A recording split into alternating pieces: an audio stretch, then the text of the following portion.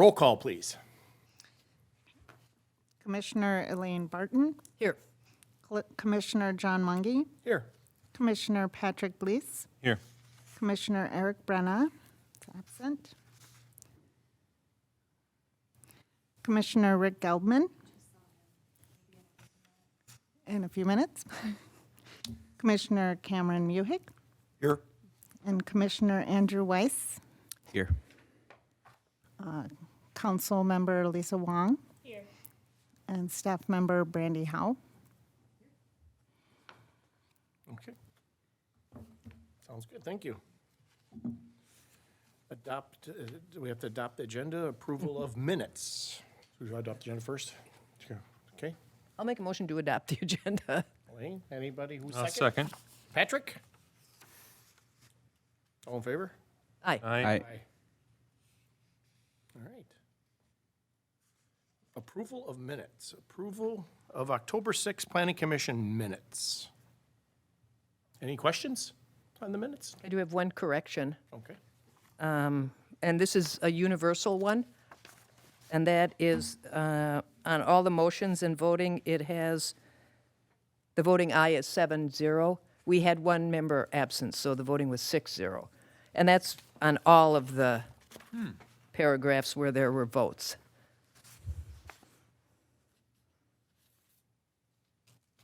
Other than that, All right. I'll move approval of the October meeting minutes. All right, Elaine, I'll second. second. All right, all in favor? Aye. Aye. All right. And Rick is arriving for the minutes, 6:35. It's okay. All right. Did you get lost? Yes. All right. Looks like meeting open to the public. We want to do a public, do we have any public hearings tonight? I don't think we do we? So do I do open and shut, or do I No, have this to is bother with just it if then? anybody has anything they Okay. want to talk about that's not on the agenda. Okay. Anybody have anything on the agenda they, Make sure we don't have anyone on Zoom. anybody on Zoom? I don't even know that. Okay, wow. All right. There we go. We'll move on then. Commission business, action items and recommendations, view the 23 to 2032 capital improvement plan. Hello, how you doing, bud? Good evening, Evening. Mr. Vice Chair and Madam Chair. Okay.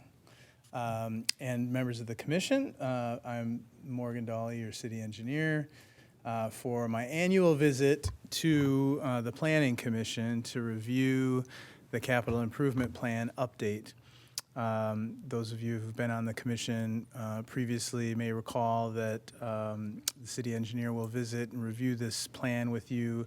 The action item before you here, I think, is just simply to accept the capital improvement plan, potentially recommend adoption by the city council, which is planned for, I believe, the first meeting in December at this point, which would be along with parts of the budget or maybe the entire budget, depending on how those discussions go. This effort of a capital improvement plan update is something, as I mentioned before, which is annual, conducted by staff, and covers all areas of city business that involves purchasing of capital equipment, making capital reinvestments in our infrastructure, which is the area that I'm most familiar with, along with the Department of Public Works.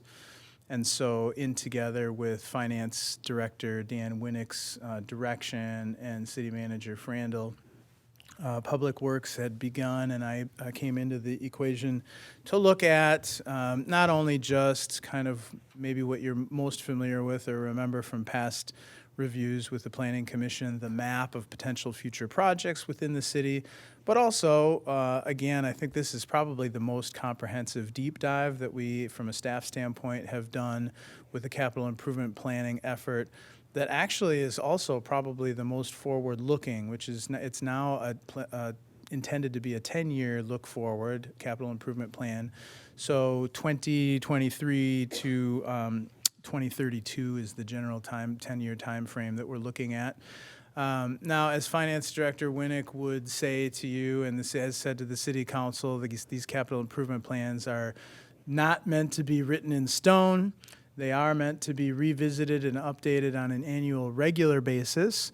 They're also intended to just provide a framework and a guidepost for the city, for the public, for the commissions, and for staff to be able to look forward, not only from a financial perspective, but also planning for and trying to identify in advance some of those needs that the city might need to do, which take a significant amount of investment on the part of the taxpayer, potentially bonding to borrow money, basically, to do these things.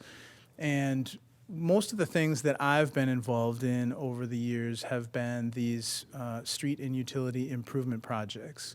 And so I'll start there and direct your attention to the map, which is actually after the full plan itself. The full plan itself is really a lot of, is this microphone off? Can you get?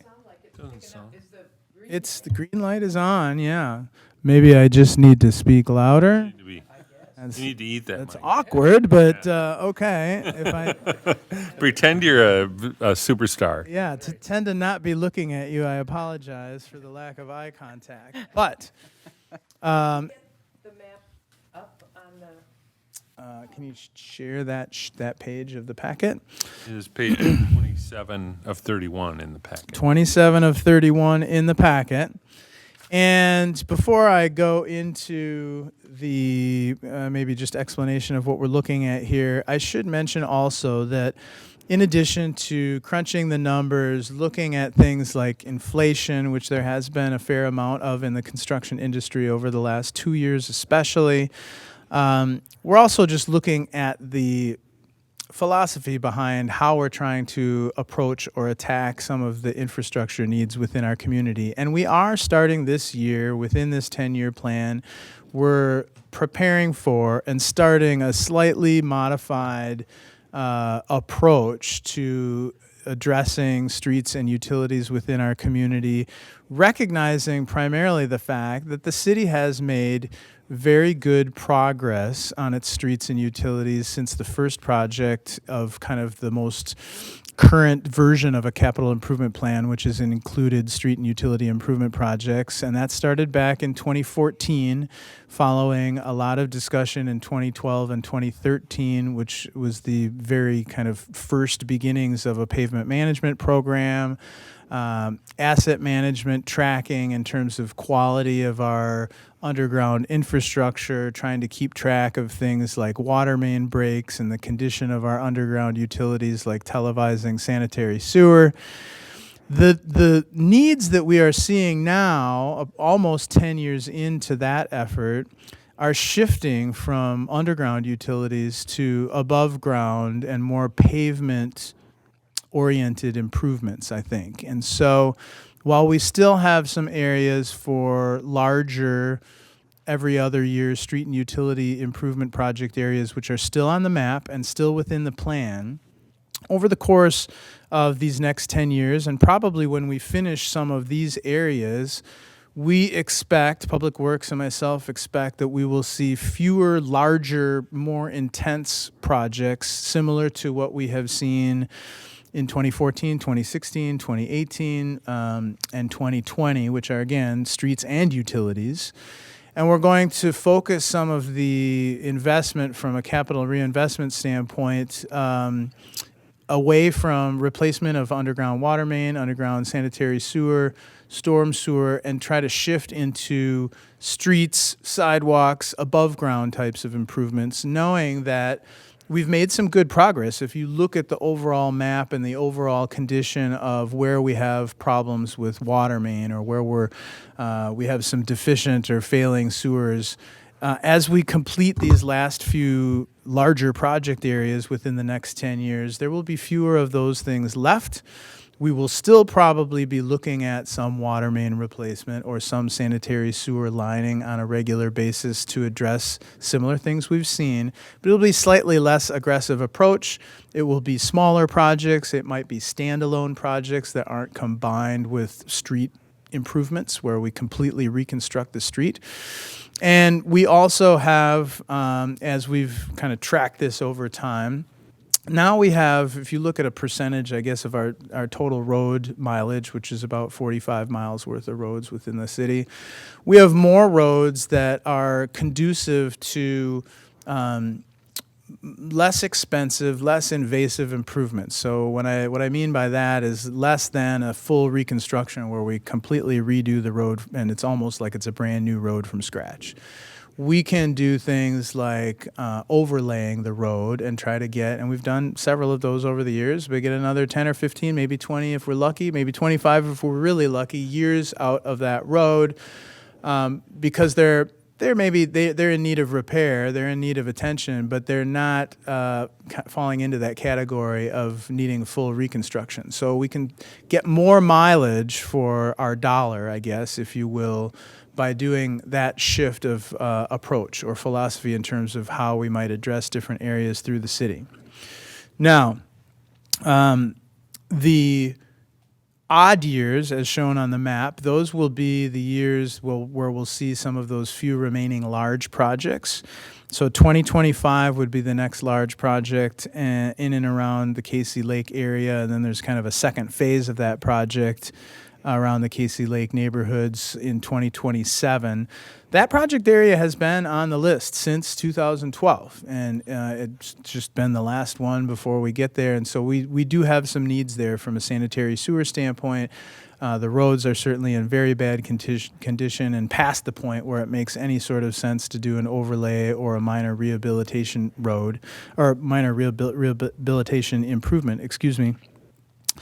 And then the last one after that would be in the downtown east area. These are the same three large project areas that you saw on the capital improvement plan last year. Based on review by Public Works and myself, the one change is that we've reordered things and we've put the Casey Lake projects ahead of the eastern 7th Avenue project. So that eastern part of 7th Avenue is now, which is red on the map, is now scheduled for 2029. And Casey Lake, again, as I mentioned, 25 and 27, knowing that we just can't wait for, we can't do 7th Avenue first and then expect to wait for Casey Lake to wait, again, from an infrastructure standpoint. We need to bump those up from a priority standpoint. Other than that, those project areas are unchanged from last year. And so, again, a reordering and something that will be worked on probably beginning next year, but isn't specifically identified now, but is a part of the philosophy and the shift, is that in between those odd years, we have budgeted for a little bit more than we would typically do on an off year with respect to overlays, maintenance overlays, which are conducted by Public Works and don't really involve any engineering at all, or rehabilitations, which would be similar to what we've done recently on Ariel Street, and Helen Street would be another one where it wasn't a full reconstruct, but we did kind of go all the way through the existing pavement and rehab that road. And so, again, what we'll be working on after this adoption of the CIP will be to flesh some of those even year investment areas so that the public understands where those are going to occur, and that would be occurring probably 2024 at the earliest would be when we'd be starting that, I believe, based on the timing that we've identified in the capital improvement plan right now. The areas in blue, I guess I should mention, I mean, that's kind of a good indicator of how much progress the city has made since 2014. Those are all streets that have been either reconstructed with new utilities underneath or rehabilitated utilities or rehabbed or milled and overlaid. And so I don't know exactly what percentage that makes up, but it does indicate the city's identification way back in 2012, 2013, that it really needed to do something to stay on top of the condition of some of the infrastructure, and progress has been made. And I would also note that future maps will, again, fold in some of those even year overlay or more minor above ground focused projects. And as we go through the process again, year over year, you might see other areas that might be identified on here. But those are kind of the main areas that the city is looking at. What to expect in the immediate future is in purple here. So next year, we're going to begin replacing some of the water main and services in McKnight Road, which is a county road. Ramsey County has approached the city, or had approached the city several years ago, saying, hey, we're intending to invest in that pavement. They're planning a major overlay of McKnight Road, which was originally supposed to be from Beam Avenue up to County Road D, and then they changed their mind and they almost doubled the length of the area that they're going to overlay. So we do have some water main breaks in that area. So from 11th Avenue all the way north, and it might take us a couple years to get through, but we will be doing some pipe bursting, some trenchless improvements, and some open cut improvements on McKnight Road, which will be expected to, we'll have some orange cones on McKnight Road as we're dealing with that. But the important thing here is that some of that pipe is cast iron, which once it gets past 60 years is brittle and prone to breaking. We've already had some water main breaks out there. Water main breaks on McKnight Road or any county road are very expensive for them to do because the pavement tends to be a lot thicker and there's a lot more traffic to deal with. So our thought is to make sure that we've got that budgeted to get all of that water main taken care of before they come in late 24 or 25 with their overlay project. And then that will also extend into Maplewood. That's the arrow pointing north.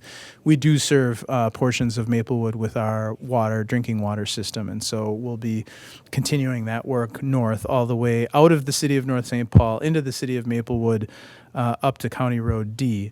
And then the other more immediate thing that we'll be seeing here will be what was originally planned for this year, but then was delayed and rescheduled for a couple different reasons. Number one is the redevelopment of the Lilly building and that site, and number two is inflation, and we did actually bid the project out. The bids came in high, and so we're doing some rescoping and rebidding of that project. But that would be reconstruction of the streets in and around 7th Avenue between what was done in 2020 up and around North St. Paul Drive, 1st Street, up to 3rd Street, and then also in 2020 started around the Sentinel building at Margaret and 7th Avenue that ended up more or less at the Lilly building. So we'll be filling that gap for 7th Avenue. And once we're complete with that, we'll have brand new road section on 7th Avenue all the way from top of the hill at 3rd Street all the way down to past Margaret, which is pretty impressive in terms of, the change in character downtown. There's been added streetscape improvements, landscaping, irrigation, and obviously new pavement to really kind of highlight the importance of downtown and how that kind of interacts with a lot of the redevelopment action that we've been seeing down there. And not to discount the redevelopment of the Anchor Block site as well, which is kind of on the west end of that street improvement area. So those are the two things that we expect to see next year and maybe a little bit into the year following that, just for completion. I will also, moving on from the map, identify for you that this is specific to parks improvements. And Jill is really bored with this presentation because she saw me give it to the Park and Rec Commission previously as well. I see she's left the room. She's so bored. Yeah. So one of the things that I had to highlight for the Parks Commission is that based on the financials right now, and not necessarily for next year, but this is a 10-year plan and looking forward. We started, Public Works and myself started with the needs of the community. So we went to the comp plan, we went to the surface water plan, we went to the drinking water plan, we went to the park improvement plan that the Parks Commission actually worked on very hard for the last couple of years to come up with, so they had an idea of what they wanted to accomplish over the next, I think it was 10 or 12 years, something like that. So we took all of those projects and initiatives that are supported by the goals and objectives within those plans, and we started plugging them into the capital improvement plan. Some of them we had to just make approximations in terms of what year they would occur. But basically, everything in the park improvement plan is in this capital improvement plan. But now, from a financial feasibility standpoint, as you kind of move out of this maybe next year and a little bit of the year following that into some of those other future parks improvements that have been identified in that plan, they are currently at this time unfunded. And so the city council will need to, and the Parks Commission will need to look at that, I think, in coming years as to, the funding of those projects. Can we identify grant opportunities to be able to complete them or to maybe make them a little bit more affordable in terms of if the grant doesn't cover everything in there? Or will more funds need to be raised in some fashion, which is certainly a city council decision from a budgeting standpoint. It doesn't affect anything in the near term. Right now, they've been working on the Housey tennis courts, transition to pickleball courts. And at that last meeting, they did move that forward. So we anticipate that the Housey park area, with not just the court area, but also some accessibility and connectability within the park, will be improved next year, I believe, if everything moves forward according to plan. And that is funded. There are dollars for that. But again, they have lots of things on that list that are in the capital improvement plan, but based on the feedback we've gotten from the finance director, that will take a little bit more time and effort to figure out how to move those into the financially feasible column, I guess, if you will. So, and that's okay to have things in your capital improvement plan that are unfunded. That's not uncommon. It's, again, something that if it's not in your capital improvement plan, it's really difficult to plan for, to raise the money, to go after grants. And so that is just kind of one thing that I thought I would mention to the Planning Commission. And as I said, the Commission's purview here is to review the CIP on an annual basis with respect to how that interrelates with the comprehensive plan. I'm here to answer any questions or take any feedback.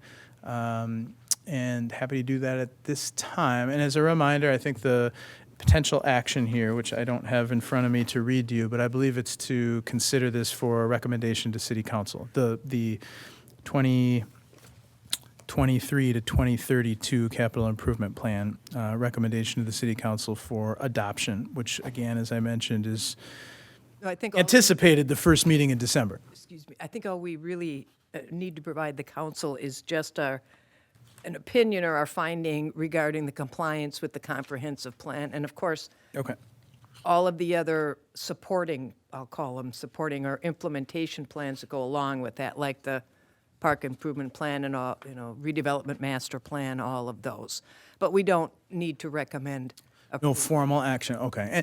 And I think that, following review by Planning Commission, and as I mentioned, the Park and Rec Commission, I would be working with the Finance Director just to make sure that as that comes forward to council, that it is a known item that both commissions had reviewed.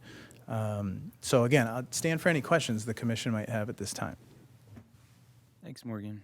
I just had one quick question kind of tied into what you were just talking about with the park situation, but it also ties into, more what we look at, development and things like that. The Park Dedication Fund, I'm just curious how, there are numbers that are filled in all the way out through 2032. Mm-hmm. Are those I'm assuming are estimates as in what potential development could occur at those points, or how do those numbers? Sure. So you're referring to the page 23 of 31 in your packet, the page that is parks, playgrounds, paths, and open spaces? Yeah. I was actually looking at it on page 12. Oh, okay. But it might break it down more on 23. Yeah, the detail is on that page 23, and then you might be looking at the summary page, which kind of sums and totals everything from those supporting pages into, yes, page 12 is kind of the summary of that. Okay. And so, that might be part of the answer to your question is how do those numbers get populated?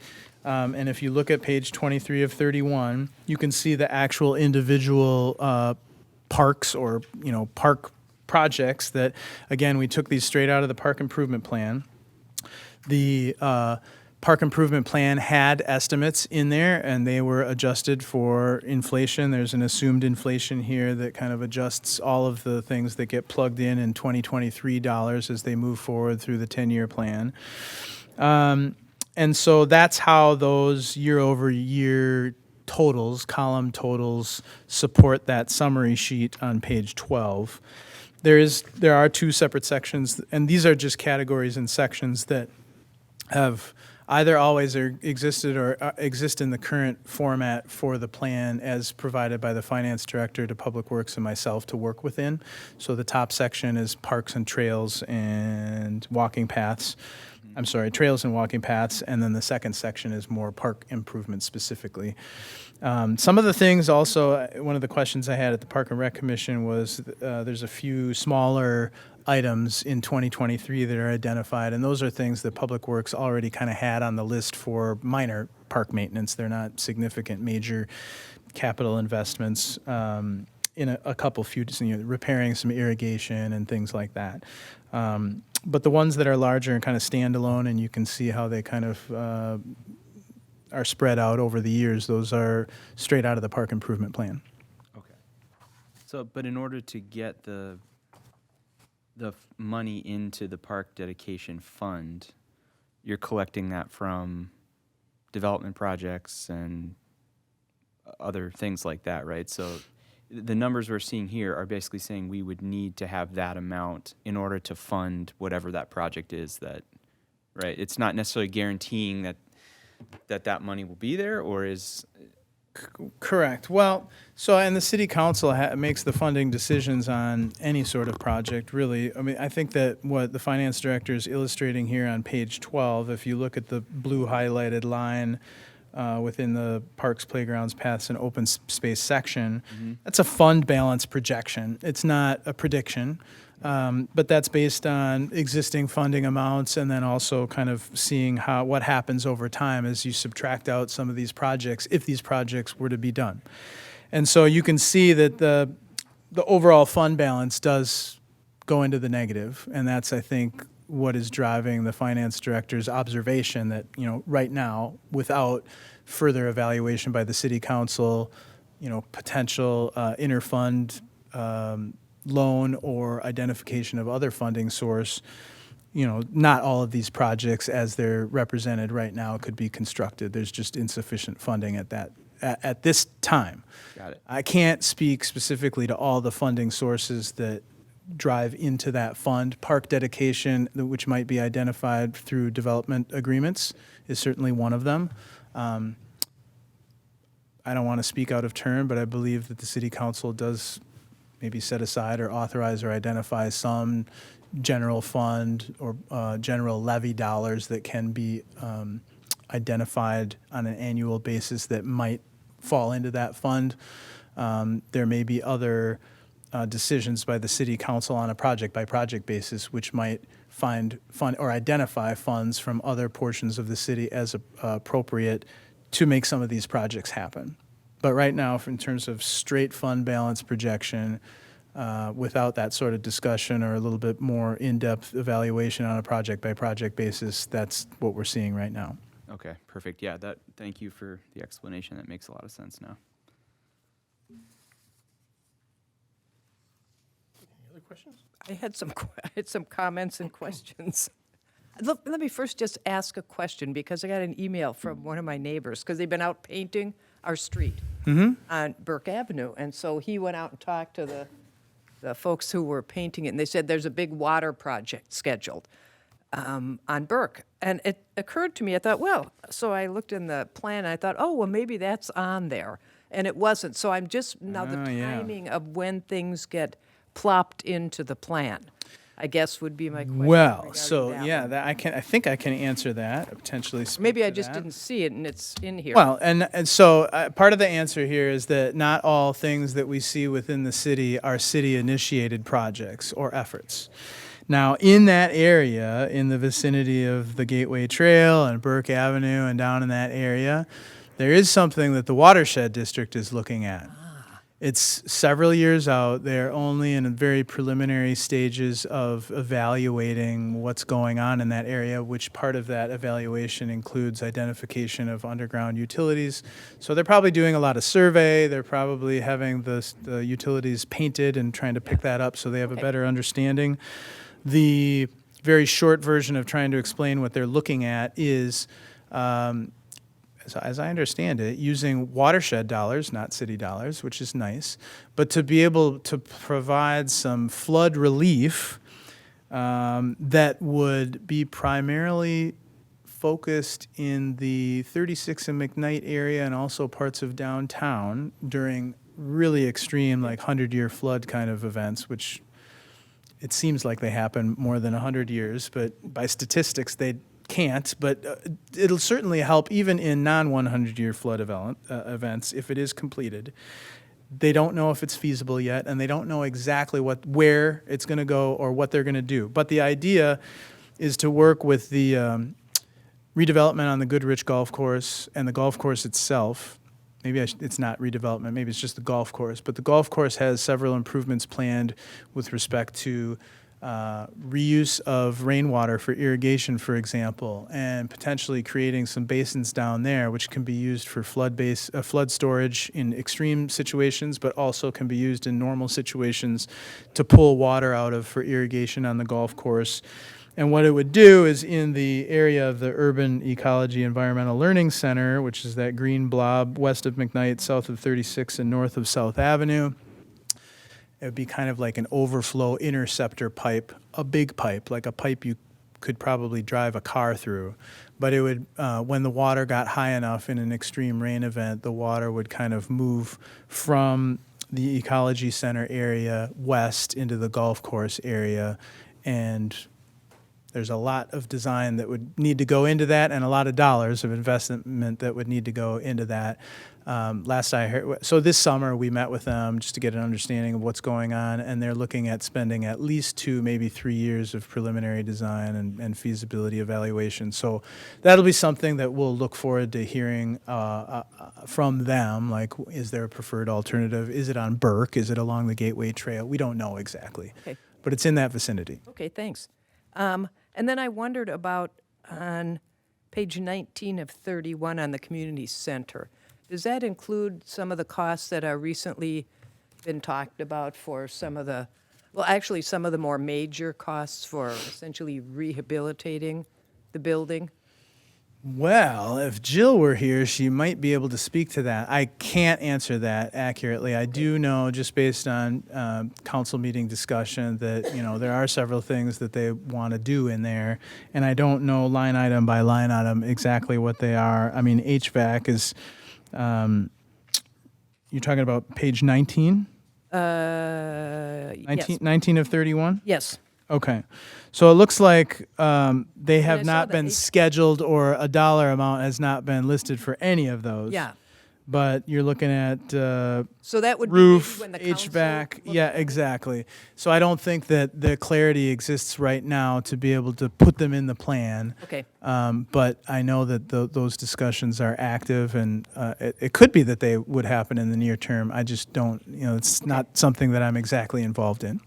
Also hiring Wald Architects to do the survey. Yes, that's, and possibly even like a, not just a survey, but maybe its own little mini capital improvement plan in terms of, how some of the deficiencies and things that need to be done in the short term and the long term would be, how can they be estimated and then probably plopped into the capital improvement plan for more robust planning moving forward.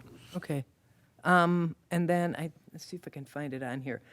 On page 21 of 31, there's under the road and alleyways, there's the downtown beautification. And is that just, some was done this year and then there's some carried over into next year?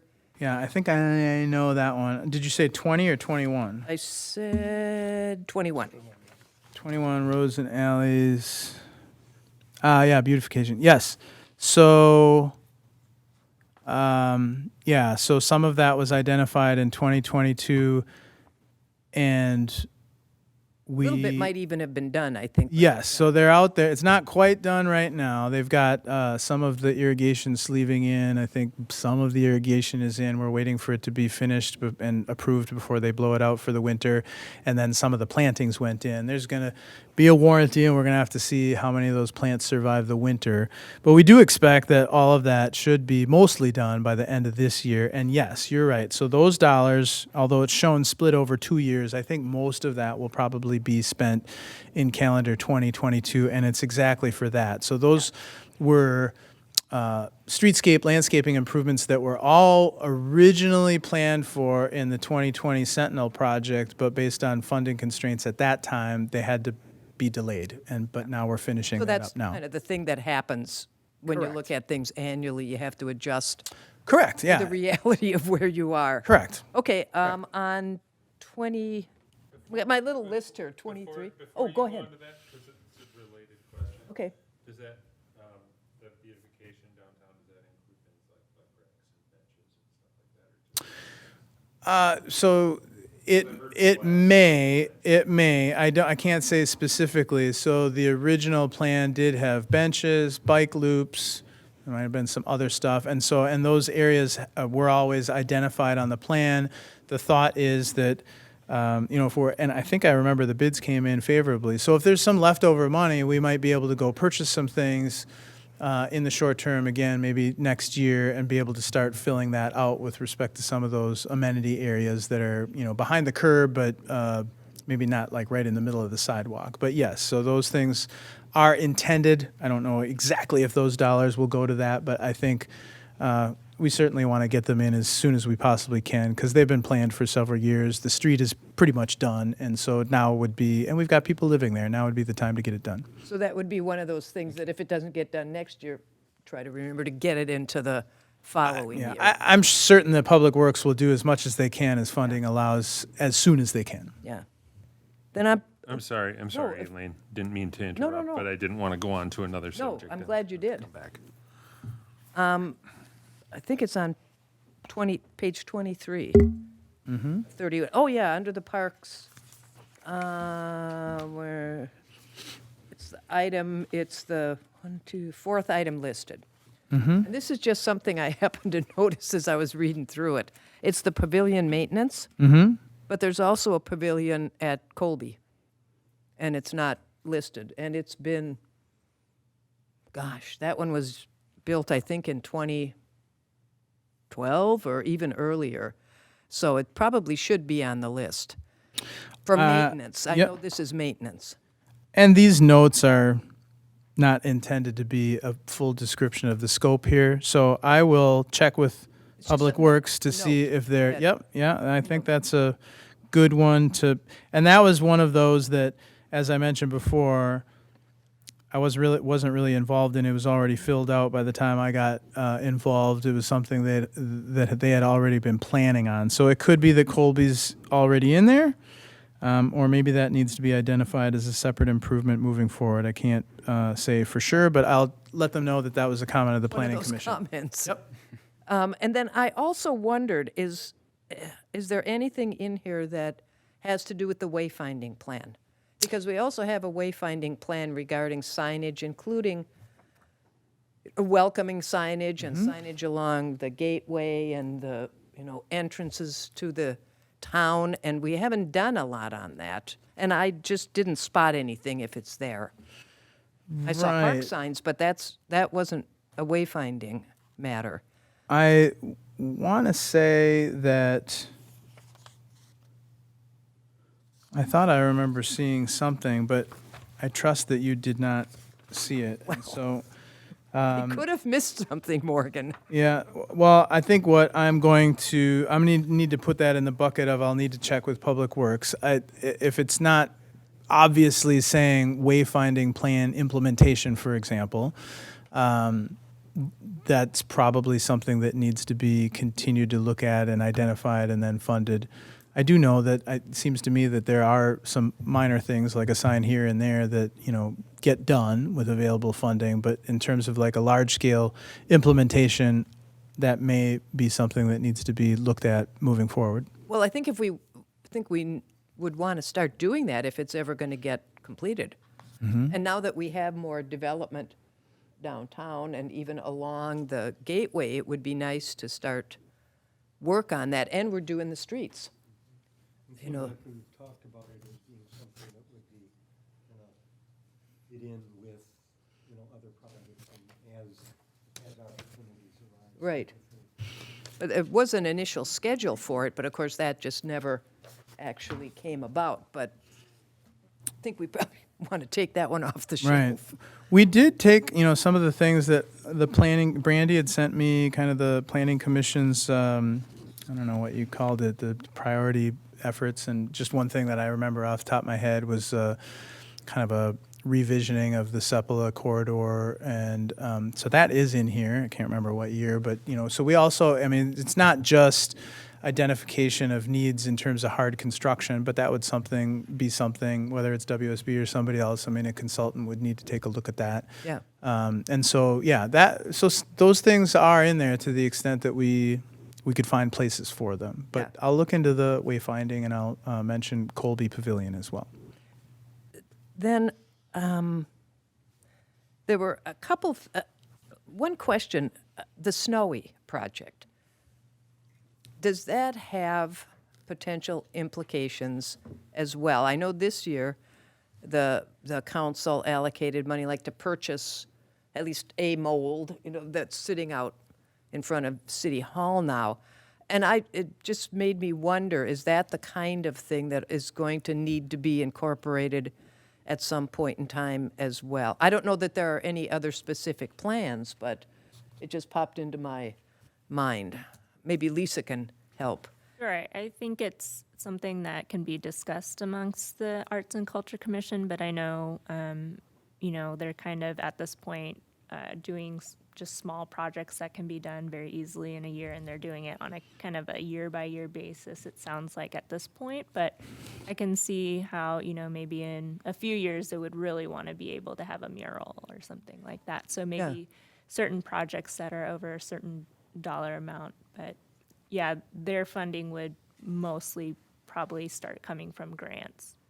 Well, it just occurred to me that if it's something you want to not lose track of from an improvement perspective, even if it's not funded by city dollars, if it's going to be grant dollars, it kind of makes sense to get it on the list when it's ready. If it's not ready yet, that's fine, but even if it's 3-4 years out, we've got other things on here 3-4 years out that might not occur.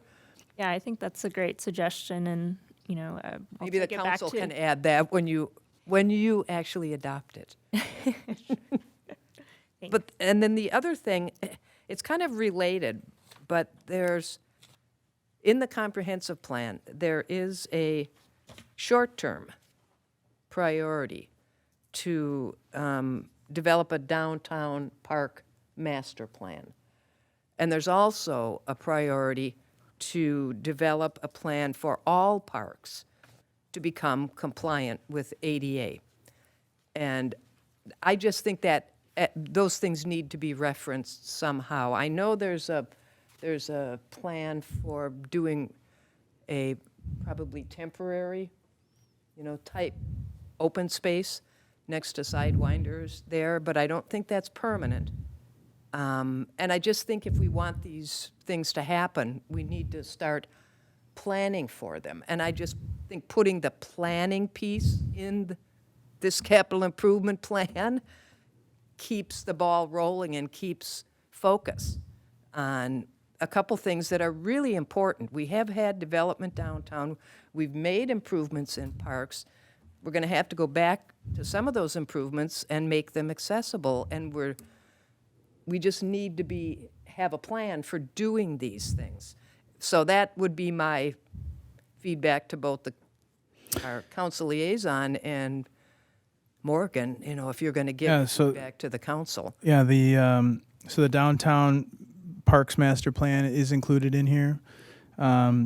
Based on my understanding, the Park and Rec Commission's direction or discussion is that rather than like a citywide master planning effort, they're approaching it on a park-by-park basis. I know, and so I would argue that's really not what you want to do, but that's neither here nor there. Right. If you're looking for other pieces that you need to take care of. You need to know what you need before you even know where you want to put it. But what I was saying about the downtown develop a plan was, I think in the CIP, it's in 2027. It was a short-term priority in the comprehensive plan. So I think that is potentially, I'm not saying move it up, I'm just giving advice that potentially that could be moved up, because we do want to keep on that in order to get that done. And that's the planning piece. It's not, constructing anything, but if you don't start planning till 2027, we're not going to have anything for another couple of years. So that would just be, those were just thoughts that came to me as I looked through it. So that's all I have.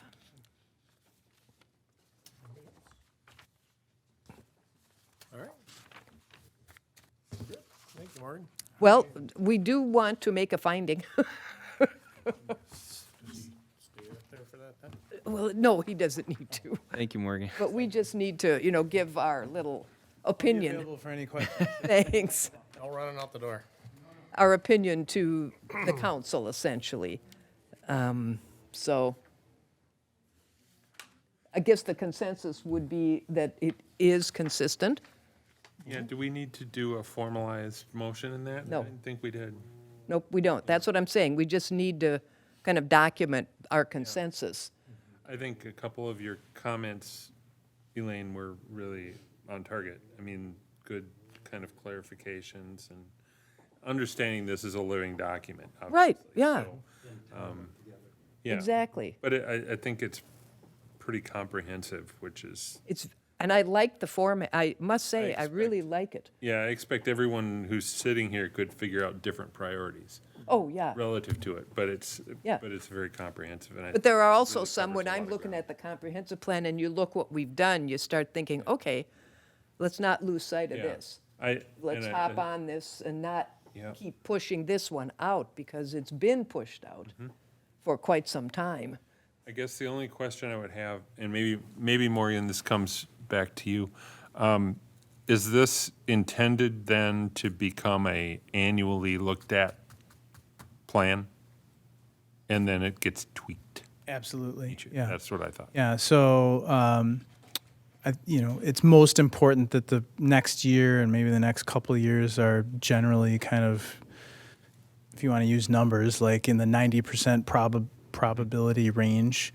But it gets a little fuzzy out beyond that. And it's intentionally meant to be more of a planning document, and things will get rearranged and maybe spread out, or and certainly re-estimated with respect to, more current inflationary numbers or whatever. So it will change over time based on priorities, maybe future commissions discussions, maybe future city council direction. But yes, annual for certain. That's the intent. And other financials change too, and things happen, and you might have to spend here when you didn't, it wasn't in the plan. So it has to be. Most of the plans are annually reviewed. That's what I figured. Just wanted to make sure Yeah. that was understood. So anyway, I guess the consensus would be that, You have consensus from me in that regard, yes.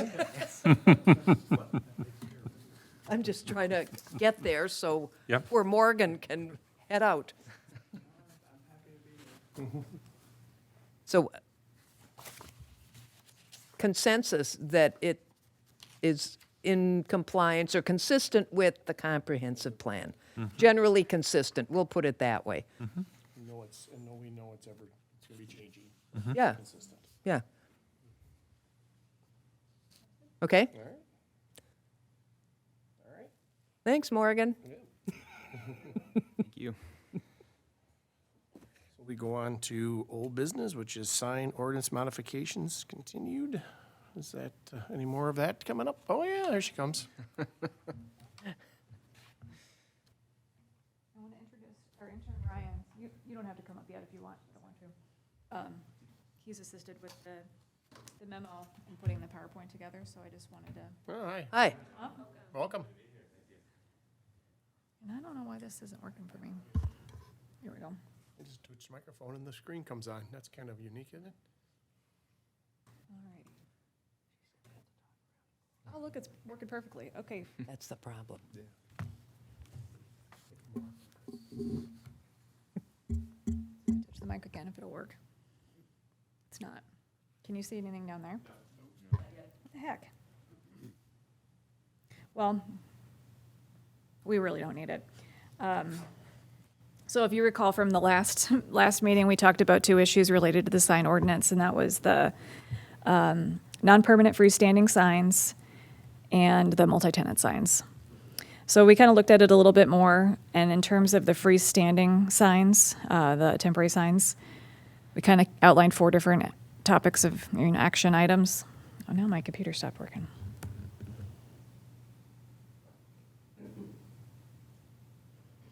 So the first one would be, what the heck is going on?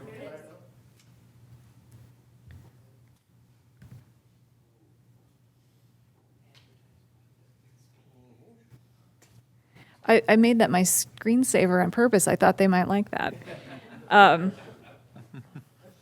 So the 4 options are basically take no action and just simply enforce the ordinance as it was adopted. Second would be to amend the setback. Third would be to amend the setback and assign a new area measurement that would be specific to how far you would have the sign setback, and then any other options that might be determined by the Planning Commission. So we can discuss this, or we can move on to the multi-tenant, however you prefer to handle. Yeah, we'll knock it out. Knock it out? Okay, well, I'll open the floor to you then. One at a time, thank you. So discussion on the non-permanent freestanding signs and issues?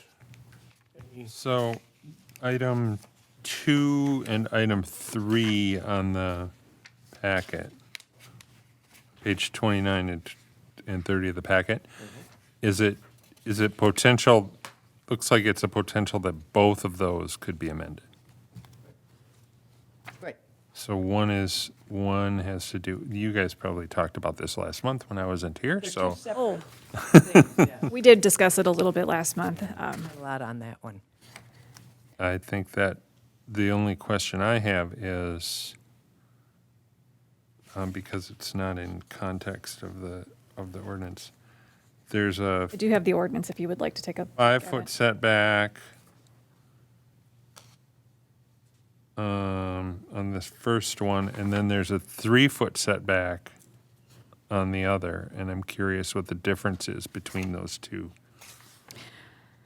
The idea behind the 3-foot setback was that if you're allowing it to be closer to the city street, you'd have to have a smaller sign.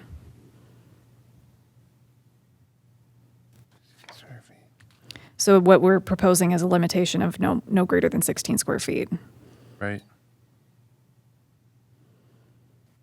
I've been trying to notice, as I run around the city and see, what the signs look like and what people are doing in reality and what would be a reasonable way to enforce something and what would be something that people would kind of understand and still maintain that safety aspect.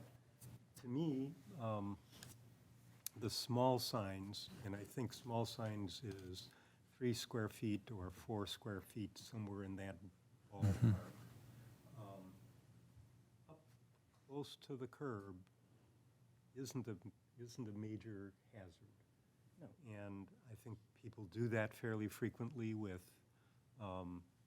real estate signs for houses for sale, for, I think people would like to do it with political signs.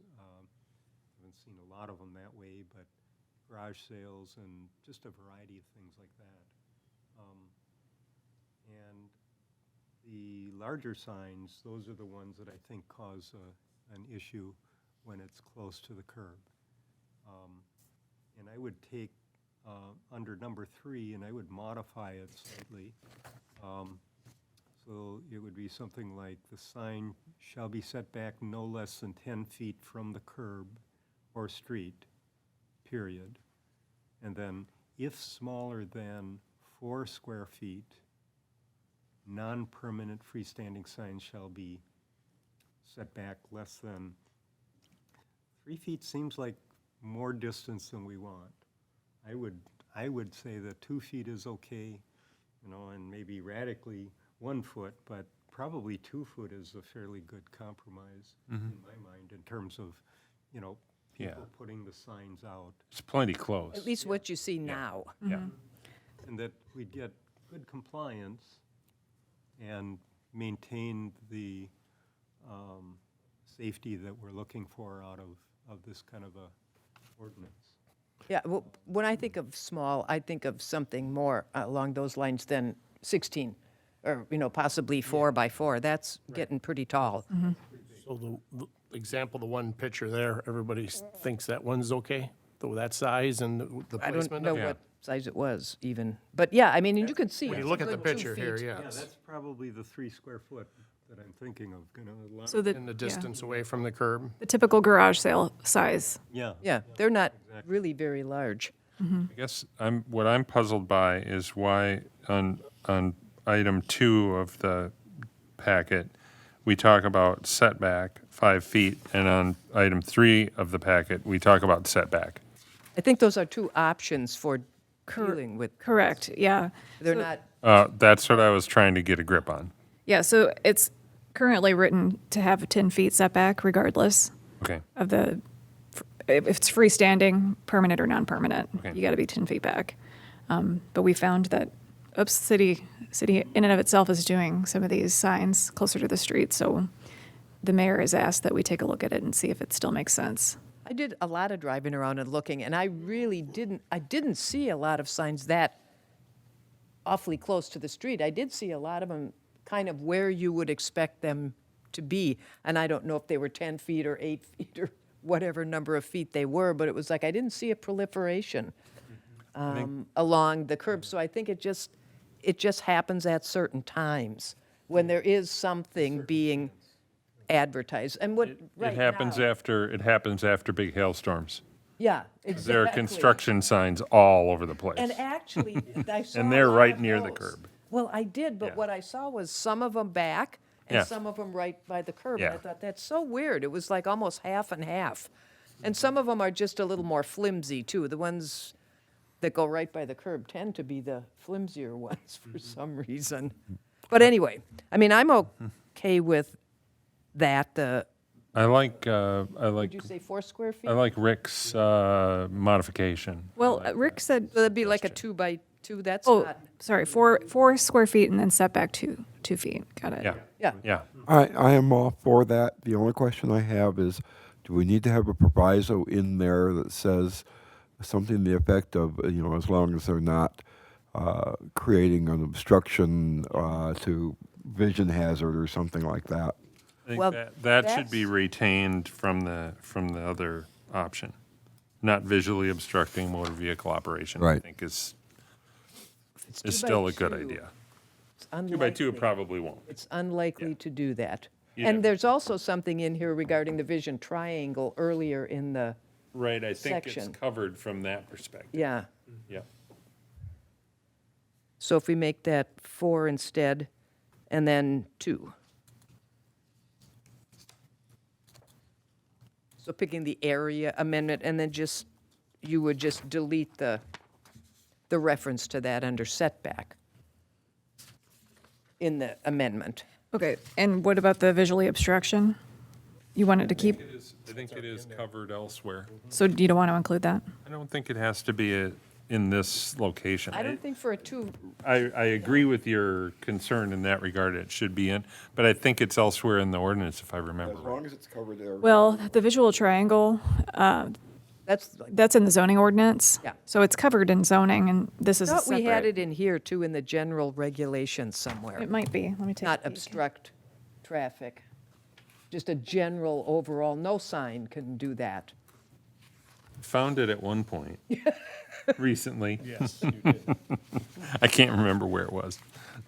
Might be under the general regulations. Let's see. It's a prohibited sign, so a sign that would obstruct the view in any direction at a street or road intersection. Yeah, Yeah. yeah. It's buried a little bit, but it's in there. Okay, so do we agree? I have it written down that the change would read,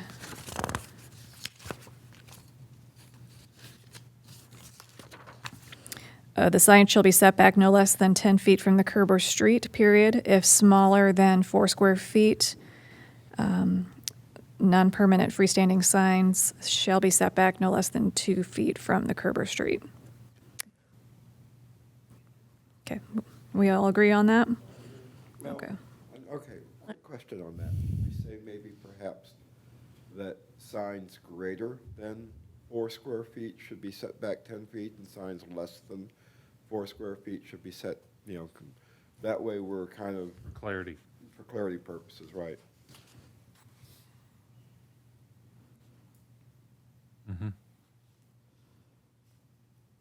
Wordsmith it. Got it. Okay. I will do that and bring it back as an amendment next month. Okay, so moving along to the other item.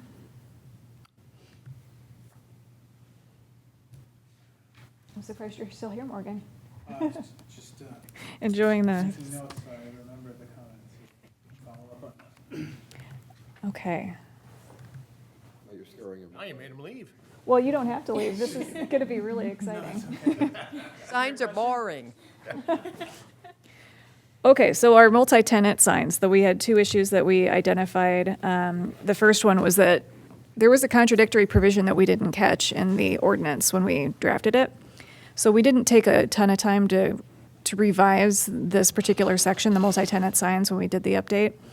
And so the section B, 157.007B, which I believe is specific to the multi-tenant signs, says that the surface area on each sign cannot exceed the maximum square foot requirements per the table, I believe is what it says. And then the table specifically states that the dimensional standards relate to the aggregate of all signage on the site. Let me ask a question right on that. And maybe, is the code online up to date? I don't think it is. Okay. So whenever we get a sign ordinance question, we go to the adopted version that we just, Okay, but it has 157 on, oh, yeah, you want to take a peek at that? yes. Got it. Because I just looked at it today, and what it says under 157.007B isn't what is on here. That's why I just wanted to clarify that. It was worded differently.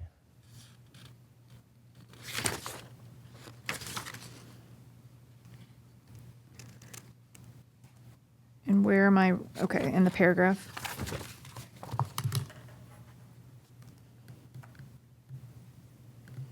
Just a moment while I pull it up.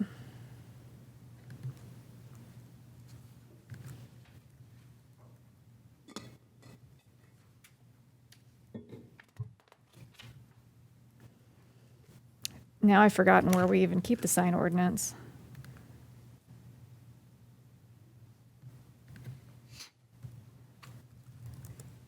Oh, 157, okay. Oh, it is online now. Okay. It has been updated.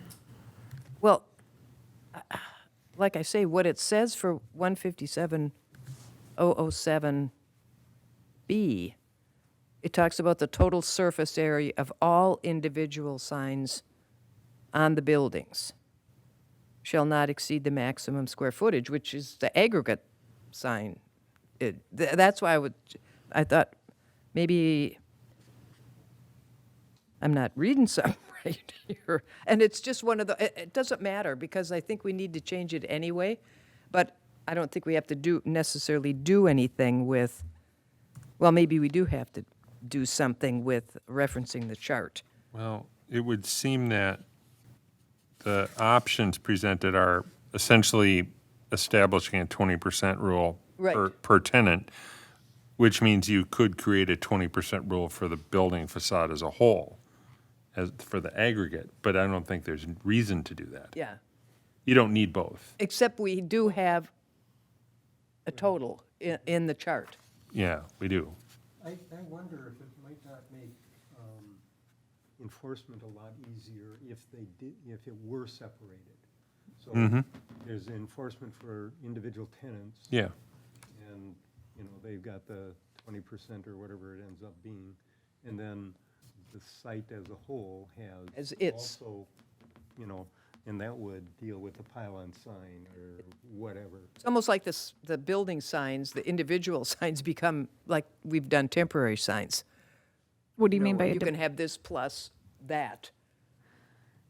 I think that the separating it out so that the wall sign of the tenant space gets to have its own, however we decide to do it, be separate from the site does make sense. Because as we talked about last month, that the owners often don't have a sign plan. The owners change often, and they don't have records of all of the different tenant signs. And as staff, we certainly don't have that information, and it's difficult But we to- also want the owners to be able to have a sign with listing all the Absolutely, yep. businesses as well. So it does, I mean, it makes sense, like I say, it's a, To have, right, right. I mean, I actually liked option 1. It seemed just simple. Yeah, it does. And I think there's reference in option 2 to canopy, which I think is unnecessary.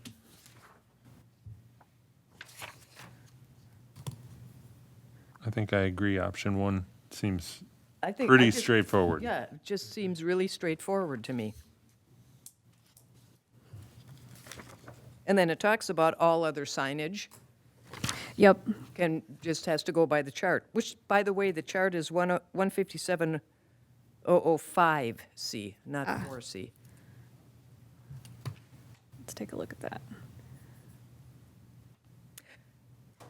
Let me clarify, because we're talking specifically about the McKnight Plaza by Target there.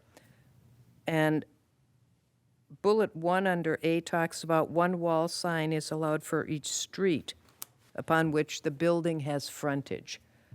So the building fronts, the tenants don't. They, front the parking lot, essentially. There is signage on the back side of that building too.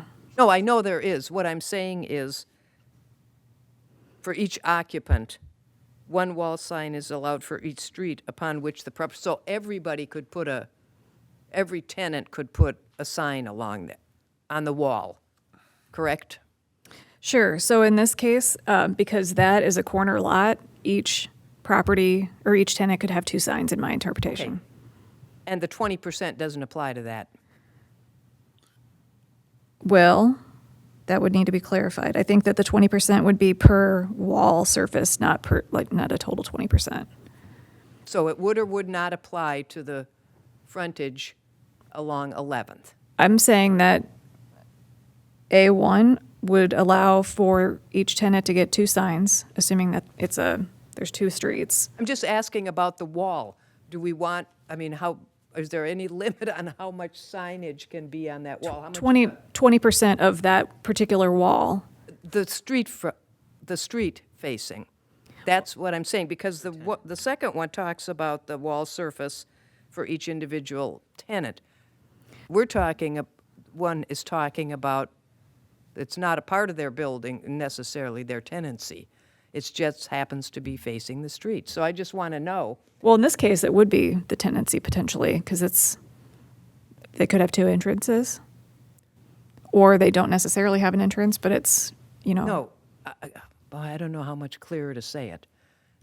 The building, the tenants themselves, their doors, their walls face the parking lot. Correct. Not 11th. Yep, So but the building has a wall that faces 11th. And Yep. they put signs on that wall. So does the 20% coverage for that wall apply? I think the intent was that the 20% coverage applies to the sign in question on whatever wall it's being placed on. That's all I wanted to clarify, because that's not, it talks about the 20% in the next bullet, but multiple tenants can put a sign on that 11th Street, and I just wanted to know if the 20% of that entire wall, if that applies to that entire wall when everybody puts a sign up, assuming they did. I think, yeah, so again, I think the intent was whatever your tenant space is, 20% of that is how much signage you get per that wall. So if it's that's what I'm thinking, but I see from this discussion that it's not clear. So you could, if you look at the front there, you know, each back, there's a couple, they may have longer stores and have more, but some. Well, and, the tenants each have their own, one wall, so to speak. Yep, and they got their exit door. but this Every- other- Every yeah. tenant has an exit door that goes out Yeah. onto 11th. So let me play devil's advocate a little bit here. I'm thinking about the strip center space that's close by where your photo image of the one? pizza factory is. Is this the one? No, it's over on 120 Oh, maybe we don't have where the that. pizza factory is. But there's a perpendicular piece of strip mall near that. A perpendicular piece of. It's where the length, the long dimension of the multiple tenants is perpendicular to the road. Right. And they would have their signage facing the parking lot, not facing the road. But let's just say they can place the sign wherever on their tenant space they want, as long as it's their tenant space. Right. And however many frontages that site has is how many signs they can have. But for instance, in that case, there's one tenant on the end that faces the road. That tenant could put a sign on that face, but the other tenants couldn't. I would say, That would yeah. be the intent, I think, of what we're trying to do. I don't know if that's the intent, but I think that's the outcome of what we're talking about. Yeah, that your sign can go on your tenant space, Yes. the wall on your tenant space. What I'm saying And I on think with that's- Knight is that there are multiple tenants who have signs on that wall that faces, that's not a part of their little tenancy. That was all I was trying to clarify. Oh, Because existing there are signs. multiple signs on there already. Yeah. And I think those signs are for businesses that are defunct, and that is something that we should Well, and I probably guess look is at. it almost seemed that's, when it says one wall sign is allowed, that would mean essentially for the tenant who happens to have a wall that faces 11th, like the example given. I think we're, Or would it be for the structure? It's the multi-tenant building itself. I'm just trying to clarify that. Well, I guess it's a policy question for how you Yeah. want those buildings to look. that anyone who rents one of those spaces, they have to have a means of egress out onto 11th, so they probably do have a portion of that facade that's part of their, what they rent. That's their Might be a part of hallway. the contract, right? So I think the way it's written still makes sense. It's still part of their Yeah. leased space.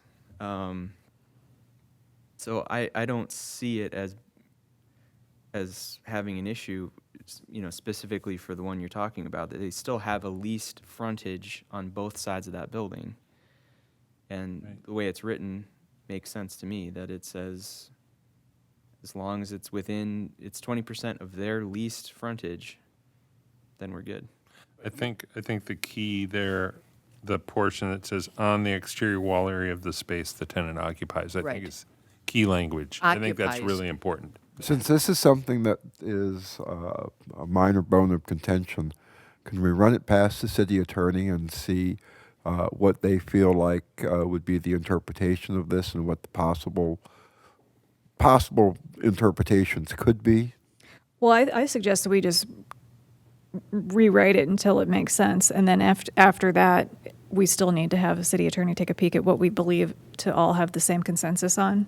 Then we could certainly have him take a look. My question really, I'm not saying everybody couldn't put a sign there or shouldn't. What I'm trying to get at is, on most of ours, when you have that 20%, it's like, okay, we don't want the whole facade covered in signage. That's why I was asking about, would the 20%, when you combined every tenant, if every tenant put a sign there, would there be a maximum coverage that we would want? I'm not saying what it should be, or if I'm still be just, 20%. that was what I was trying to get But you at. brought up a good point, and Patrick got on that point too, is I do a lot of businesses around, and a lot of them, especially office condos like Patrick's talking about, that's what those are there. Sometimes they don't face the street, so on the end, Right. they have everybody's sign, State Farm, this, that, Right. on the end cap, because nobody can see it from the road. Yeah, exactly. That could be the, That's not the owner's suite on that side, that's everybody together, That's because you everybody can't together. see. I don't see that we would prevent the owner from putting a multi-tenant sign. But just less than 20%, Oh, I see. because I think if you have 10, I think you still want to stick with the 20% rule, otherwise Mm-hmm. you end up with a side of a building that's all signed, which I don't think we want. I'd say that one drawback that I could see about limiting the signage and the percentage of signage is the economic impact on these local businesses too. So that is something for us to weigh out is, how much are we limiting the signage? How, and what is the trade-off? Is it more likely that this is actually going to happen, that all these signs are going to go up and be really big? So I think maybe think about, how much do we want to restrict or limit that signage, because there are trade-offs there. One of the things that we didn't talk about, but Ryan had put on these images, the approximate area, the square footage of the existing signs. So everything is, Those are all very small. yeah, They're all under the 20% easily. right. So I'm thinking that I think that's we're being fairly generous with the Yeah. 20%. agreed. So the exception is Pizza Factory. And that looks like 17%, Yep. which is still under the 20. I think 20% is fine. Okay. And if we go back to the concern you had about on 7, I mean, on 11, if the tenants were to all decide to move all of their signs to the east edge of that facade, I don't see any problem with that as long as they're still adhering to the 20%. I don't either. And so it doesn't really matter where they have it on the building, whether it's on their particular Yeah. tenancy or whether it's grouped with other. Yeah. They do have a sign that is on the east side that is a group of all of the signs. I don't think we have a picture of it, but again, I think that this wouldn't prohibit that from happening. So the 20% then, what we're saying is the 20% would apply under bullet 1 and 2. Is that what we're saying? Because one talks about the tenant space and the other talks about this, the street-facing piece. And this is specific, well, it probably might not be specific to multi-tenant, it could be just any tenant, I suppose. But that's just what that's all I was trying to clarify. I would maybe push back on the multi-tenant sign that's for the entire building that's on a street should perhaps adhere to the same regulations as the other wall signs in the table. But I'm not talking about the sign for the building, I'm talking about the signs every tenant has put up. Now I'm confused. Or when you say every tenant has put up, do you mean Individual shops, Like, like Moe's and, the Mung House and and where are they Video. pylons or I'm confused. Pardon me? What kind of sign are we talking about? just a wall sign. Oh, wall signs. Yeah, no, I think we all agree on the 20% for those. Okay, do we want to include that maximum under bullet 1? Just so it's clear that it applies in both of these bullets 1 and 2, because bullets 1 and 2 are addressing different signs. I mean, different locations, so to speak. Okay, I want to split a hair here, because you're talking about the signs on street-facing sides of the building, but technically, in particular that one that's over by the Target, I think that one blank wall that we're regarding as street-facing might not technically be street-facing, because the stuff facing 11th is street facing, but that's facing a parking lot. Correct. Yep. So what we're saying is that, They don't face the street. That's what I'm saying. We're talking about two different, Yeah. facades of the building, right? let me just make sure I understand the direction that we're heading. And then we can wordsmith it for the next iteration. So for every street that the lot has, for every street frontage, that particular site has 2, each tenant can have 2 signs. It has one, The street facing. street frontage, it says street frontage. It has one, which is on 11th. It's a corner lot. I wonder if street facing is an issue. We don't say if it's street facing, we say street frontage. So if you have a street on multiple sides of the site, like that particular project, or What's the other street? I don't know, but I drove down it. One to the north. Cottage? It's to the west. It's the Target. It's the Target entrance. No, I'm gonna bring. It's not a street in that case. Right. I think I'm it's a trying real to picture, street. what street are we Just talking like- about here? Just like the signs on the south side are facing a parking lot, not a street. Right, So are we allowing the sign on both the street and the parking lot side? yeah, Yeah. yeah. The tenant sign and then the street, the one. It's okay, yeah, Cottage Drive. Oh, Cottage Drive. It's a street. Townhouses, yeah. Yeah. But it's not always going to be that. Oh, wait a minute. No, you're right. It's not, yeah. You're right. It's not. Private parking. It. Okay, it looked like it's a street. It's just a parking lot access. Yeah, Well, I stand corrected. that's okay, it's just, that's fine. But that was the. So they only get one sign. Street facing, you can have 20%, and all the tenants could put a sign there, if Or they the if they building wanted to put it. as long as it didn't exceed 20%. And then the one that faces the parking lot is their tenant space, and they can have a sign there. So each tenant in that case could have 2 signs. Right. Well, now I don't know because I thought this was 2 streets, and now that blows this out of. Well, I'm looking at something like fine. Mo's, which Yeah. faces south to the parking lot and north to 11th. Yeah, and how I So interpreted. They could have a face east, too, sign 'cause they're on on the both corner. the north and the south amounting to 20%. Yeah. Not in how it's worded, but if that's the intent that we want, we can rewrite I it. think that's where we're going. Yeah. So if you have, Or both sides. so basically situations I think like this, where you 20% have a per street side. face, where your building is on the street, but the actual entrance is not facing the street, you can have 2. I think it's the street, because we've got stuff Yeah, right down right. here on 7th, Right. where there's, the little vacant lot, and there's the brass instrument repair place that's got a facing on that opening. Right. So I think we can't restrict the sign face to a street facing or a street frontage because there will be cases where it's facing a parking lot, not a street. Right. But Well, I I- think the concept, if I'm understanding, is that we would allow up to 20% wall area where the tenant has an exposed wall to the exterior. Yeah. And And if you're fortunate enough to be like Mo's Tropical, they have 3 faces.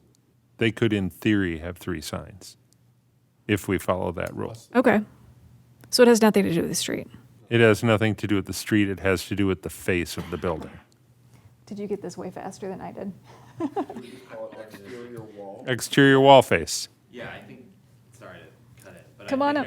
I think that is in, alignment with the intent as far as. Right. I think that's a good way to define that as far as an exterior wall versus Yeah. relating it to a street or road or whatever. Because I think that is the intent, right? One facing the parking lot, and if they have one fronted, one there, and then, each of those would be 20% on that wall. Yeah. Or that space on that building facade. Yeah. Building facade, right. is- That's how we refer to it elsewhere. yeah. The only difference here is the individual tenancy Yeah. aspect of it. We don't have a conflict anywhere with total sign area limitations, do we? For instance, let's say I have a wall that's, I was going to ask what our limits are for wall signs. 2,000 square feet or something, and I can fill 20% of it with a sign. Well- That'd be a 400 square foot sign. That's not going to exceed some other area limitation that we have somewhere else in the ordinance, is it? Well, that was one of the original questions that we had last month was, is Yeah. what we have in the table too restrictive for Right. some of these extremely large? And so my understanding, the direction that we were going was separate multi-tenant standards that would not Okay, be related to that table, which I believe the aggregate maximum is 300 square feet. Yeah. it seems like the right way to do it. And by limiting it to the 20% of each tenant space to, I think it would be fairly unusual. I can't think of any situations where we might have like a very large blank wall that's a multi-tenant building. Unless you guys can. Okay. Remember you were taking pictures of the town? Do you remember one of those? We were using Google Street View. I'm out there with the camera and everything, Google does it for us now. Yeah. taking all the jobs. It's interesting that actually, Polar Plaza, that also faces 11th, and then there's the entrance to the parking lot that goes past the old Subway, and then there's shops on either side as it keeps going, but it's not a road, it's just part of the parking area. And there's, a nail salon along that side, that road, and I think it has signs on both, or if the sign, I can't remember which way it faces, but I thought that's another example of somehow the way these places are laid out varies so much that if you get stuck on the street, Yeah. And versus, I think we found the it intent. really makes it tough. Well, I think that really simplifies it too. So really, Yes. option one is just 20% of the wall area where the tenant has exterior wall face, or however it needs to be worded, plus the, well, that would be it, and then we would eliminate B completely. Okay. Yeah. And, An and octagon building will, Right. insurance. That's a lot of facade. And my apologies, because I'm dealing with a lot of sinus, so my head is not as clear as it normally is. But I just want to make sure that we do have some stipulation in the code that would not allow an owner to take all of his dimension walls and put up one large sign covering that. So let's say it's, let's say he could put a 20-foot sign on each wall.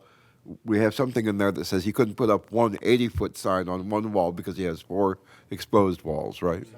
Yeah. Yeah, We're talking about the wall coverage. right, okay. Yeah. All right. Like I said, the head is just kind of, Well, and the words always, if you don't have that word in there, then it could mean something else. Brandy, if there's, 5 years from now, somebody has a location that is not something we've thought about, they can ask for a variance, right? They could, or, I mean, if it seems logical what the individual is asking for, we may approach the planning commission to see if this is something that, Okay, There is that option in there Yeah. about the planning commission looking at, that's right, yeah, okay. something. and if it warrants an amendment to the ordinance, then that would be the time to take a look at it. Okay. Any other One other questions? thing occurred to me, but are you okay with where you think we're going? Yeah. Okay. Remember when we held the public hearing and we got the input on what's a frame and can I have this sign versus that thing? And it occurred to me now might be an opportunity to we do have, we actually define what the sign face is elsewhere, but it's not in a really good location. And I was thinking maybe we could put it on that table, the table number, I had to print it out, This is really hard. under 157.005C, where we talk about, or maybe wherever we, where we talk about the sign face. Well, that would be the definitions. Where we have it is under sign area measurement, under general regulations, and what it says is, if I can find it now, the face shall be that portion of a sign upon which the message, advertisement, or similar display is presented as distinguished from the structural members. And that's what the sign face is. And that, that just makes it clear. It's not the posts, and it does, because we talk about, the frame in our thing where we talk about the frame this and the frame that, and that was what caused the confusion, is, I think anyway, that we really just didn't define what the sign face is in relation to the rest of the structure. So I was thinking we could just add it to, So you're saying add a definition for sign face? well, either put it where, along with where we have the sign dimensional standards, where we say what the maximum aggregate is, or add it as a definition in the definition section.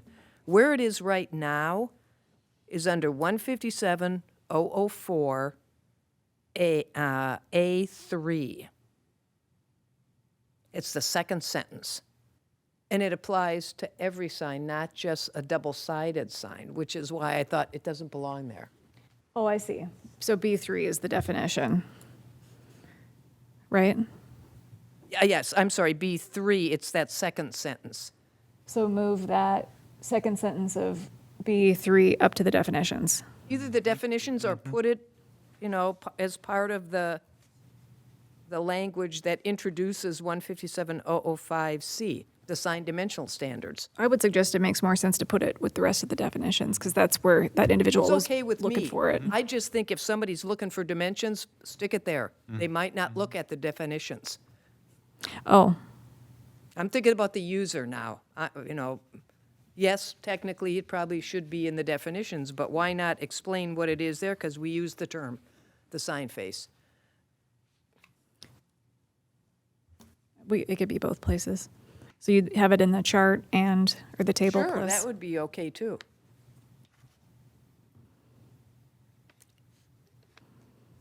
And then delete it from here, because the fact that it's a double-sided sign doesn't make the sign face any different as far as what it is.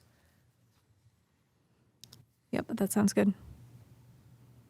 Any other That changes was while we've just got it been on cracked my open? mind ever since that whole meeting, for some reason. The only other thing is the last item on the agenda. In conjunction with the above ordinance amendments, that comment, remove the requirement for a master sign plan, which I think is a good idea. Yes. Yes. That Yeah. simplification. Yeah, I don't know if that had been discussed, but She said We she had didn't not. have any. good.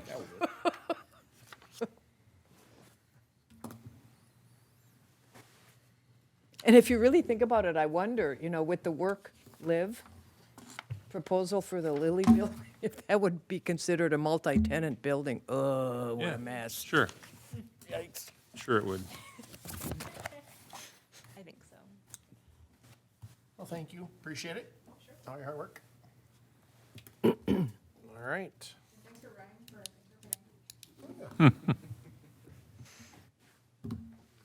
All right, we'll move on to reports from staff. Any, you gonna do it? That's right, welcome Monday. That's a report. Yes. And your role's gonna be, wanna explain a little bit? I guess that's, Starting Monday. I'm starting Monday as the Community Development Director. Good. That's your role. Yeah, Very Big time. Well, welcome. I know. Glad to have you. Thank you. Playing in the big leagues now, huh, Brian? Now Morgan gets to work for me. That's what he's told me. I like it. That's good. reports from council liaison. Lisa, anything? Yeah, so let's see. Council approved the lot split, that you all had recommended.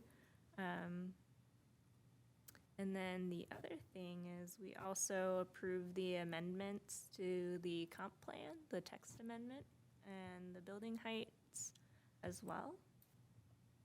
An update about the community center. So the Wold Group is tasked with working with Tim Cole and I. My tablet just died, but Tim Cole and I, and so we will work together to kind of determine what will happen next to the building. It's going to be kind of looking at 3 different options and looking at the price of it, the feasibility of it, and all those, and what the management plan would be around that as well. And so that'll probably take place here in the next, I think our next meeting is on the 15th, actually, our first meeting, so. And then other than that, I don't know if I have anything relevant to the Planning Commission, but I am open to taking any questions, or if you have questions outside of. Is that meeting starting with Wald on the 15th? Yep. Any questions for Lisa, anybody? All right, you're off the hook. Thank you.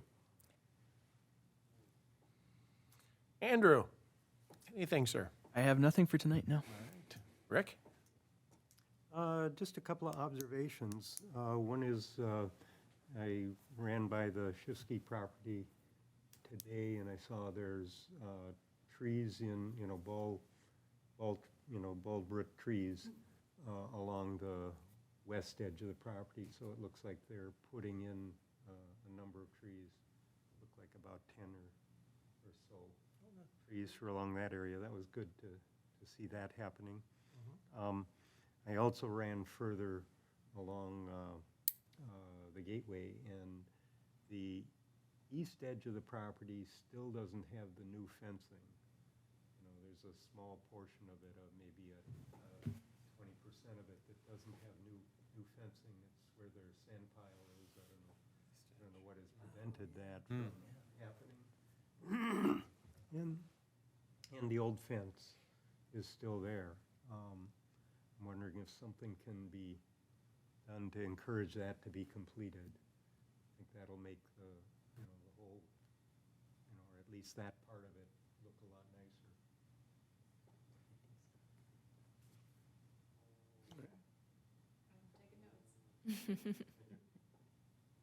That's all. Well, I got something from the Rotary, North St. Paul, Maplewood, Oakdale, about on Friday, December 2nd, they're going to have an online or in-person event with a lady named Madison Eklund and some kayak expedition she did from Minneapolis to Hudson Bay. And one of the things that'll be covered, just for those of you who might be interested, is she was promoting environmental conservation, doing water sampling and that kind of stuff. So I thought it might, if you're interested, you can check that out. We'll say, though, it starts at 7 a.m. So that might temper your interest. But it's the North St. Paul Rotary, so, if you're interested, you could certainly go there. You do have to register if you want to participate. But it is online, too, so. They're a fun group. So that was all. Oh, thank you. Oh, other than, everybody, happy Thanksgiving. Oh, indeed. That's right. Patrick? Only one thing. I would encourage everyone who can to participate in the Veterans Day parade and presentation and event, I guess I would say, revolving around the Vets Park. That's on the 11th. Got a beautiful park. Take advantage I of it. don't know the exact time of that, but I'm sure if I asked my wife, she would tell me in a Oh, I've minute, looked since at she's that on the s- committee. I looked at that sign every time I drive by. Yeah, it's there. I can't remember what time of day it is. It's in the late morning, if I remember right. All right. Cameron?